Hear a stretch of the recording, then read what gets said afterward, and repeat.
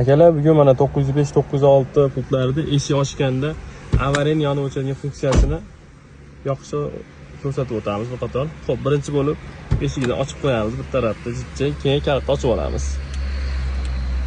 Kalitni ochib qo'yganimizdan keyin, xo'p, birinchi bilan ikkinchi knopkani 3 sekund bosib turamiz. 1, 2, 3.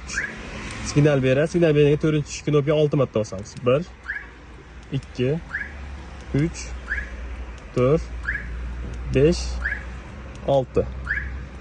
6 marta bosganimizda 6 marta signal beradi. Mashinani o'zi. Mana kerak. Keyin ochadigan knopkani bir marta bosib qo'yamiz. Xudo bu mashina bo'ldi. Eshik ochiq turganda avariyadan yonib o'chiradi.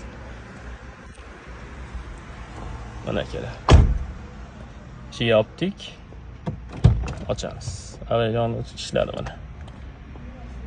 Akalar, kimga shunaqa qiziqarli ma'lumotlar kerak bo'lsa, like, podpiska bosib qo'yishni unutmanglar.